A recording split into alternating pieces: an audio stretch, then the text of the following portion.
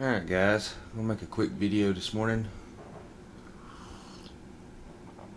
on the Viper. This is the model 522 Viper. This gun only stayed in production about 2 years. They had numerous problems with these guns, and so they took them off and replaced them with the model 597 Remington, which was another flop gun. But anyways, this gun, it shoots pretty good, and it just has a few ejector issues. And I told the guy who owned it I would actually see what I could do for him. So let me grab a couple of tools and we'll get started. Alright guys, first thing we're going to do, make sure this jewel's unloaded. You push this little thumb tab back, take your magazine out, verify it's empty, which it is. And I'll tell you, first off, this is a metal magazine. If you have any issues with these 522 Viper and you don't have a metal magazine, get one. They're a little pricey. They're about 40-50 bucks if you can find them. But that was one of the biggest downfalls of these guns, was they switched over to a plastic magazine instead of the metal ones. The metal ones run good, the plastic ones are pretty much junk. But anyways, if you have any problems, start with a magazine. Alright, if you look on the bottom of this gun, you have one socket head cap screw here and one socket head cap screw here. And all you'll do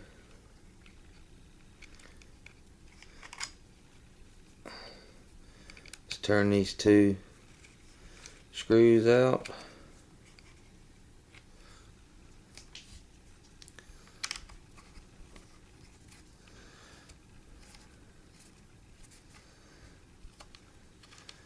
A lot of people have a problem with this gun because they think you can't take it apart because it's plastic, but you can. With that out, you can pull up and slightly forward. Don't want to do that. Make sure your safety is in the center, and then push the whole receiver through. And there's your stock, basic stock, nothing special about it. Set it aside because we're not going to need it for what we're going to do. Alright, now here's the deal where most people have problems, because they think that this doesn't come apart, but it does. As you can see, I about popped it out on another video. All you do, see if I can get this in the frame, is you pull up and slightly that way, and you can take the whole receiver out.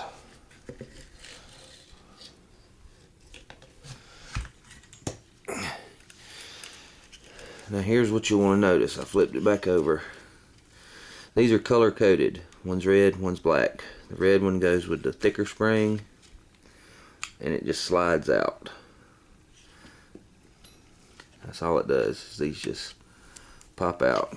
And that gives you access to clean all down inside here. And that's about as far as you want to take that apart, because there's got a lot of parts in here that are actually heat state, and you don't want to mess with them. See some of theirs. This is totally plastic. Makes it light. And you got your little rods. You got that one there. The spring already fell off that one. Dropped down on the floor. And there's your red one. Alright. This came out with it.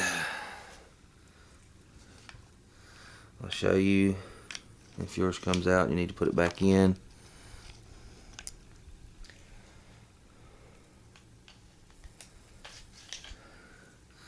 There's a little groove in the top of the bolt that this slides in. That's all it is. This little red tab right here will actually stick out the back of the receiver when it's cocked. But anyways, you'll pull this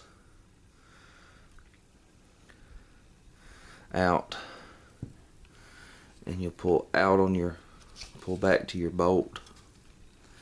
There's a little stop back here where you can actually pull this completely out, and you can slide your whole bolt out. Pretty simple gun. Here's the problem. I tried fitting various other extractors in there.